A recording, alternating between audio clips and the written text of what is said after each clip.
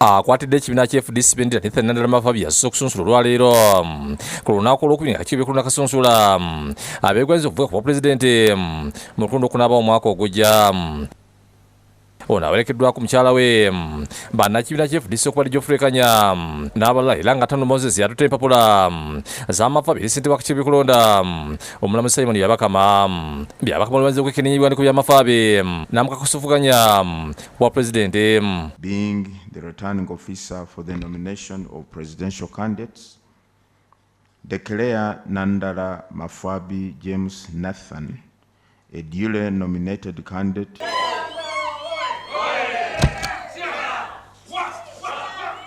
olubaliza mukwasiza emmotoka zirina okumuyikirako mu kuwenja akalulu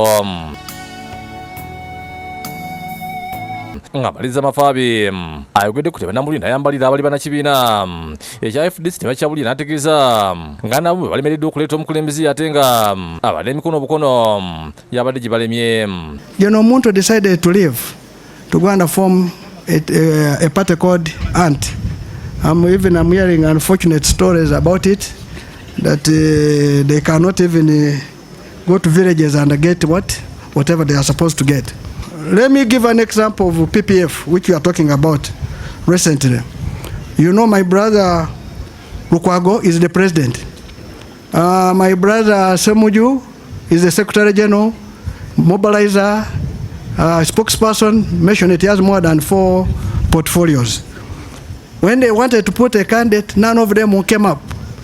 They wanted to remain road mayors. They wanted to be members of Parliament. That means for them they are more comfortable to be at the helm, but not to show what it is. Alabudde amatobutesiga bakulembeze kikulanga kino n'ategeeza nti waliwo n'abakyali mu kutakatanya gye buli eno. I was waiting forward to see Lukwago standing as a presidential candidate. I'm here, he's crying here to be a road mayor.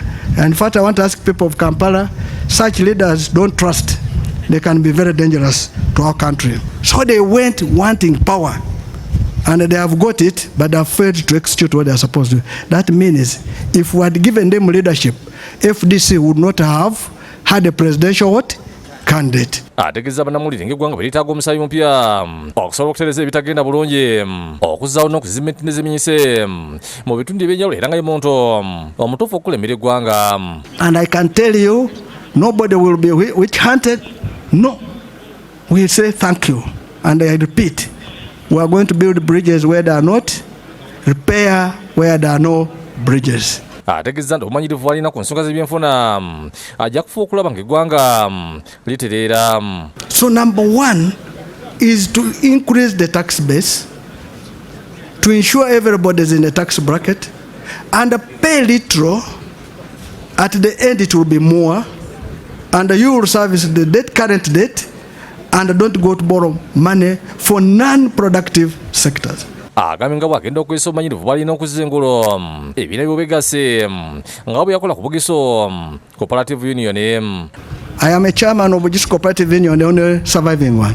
I come with experience to make sure that all original cooperative societies are revitalized, start functioning for purpose of helping our poor farmers to earn a living and put money in their pockets. This one is a sure deal because you are dealing with a person with experience. Nandala wabuziddwa ku nsonga y'okwesa emmundu mu kulonda ategeezezza nga bw'agenda okugikola nga okutandika nakomya omuze ogw'okwesa emmundu mu by'okulonda. Ensi eno tulina okujja emmundu mu by'obulonzi. Bwe tugenda okuteekawo abakulembeze baffe tujjewo emmundu.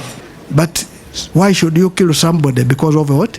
A vote. Mu kusunsula kuno Mafabi addiriddwa Retired Major General Grigore Mugisha Muntu nga yakwatidde ekibiina kya Alliance for National Transformation NT Mufunze ne yawadde mwogera ku nakisibwa omulamuzi Byabakama.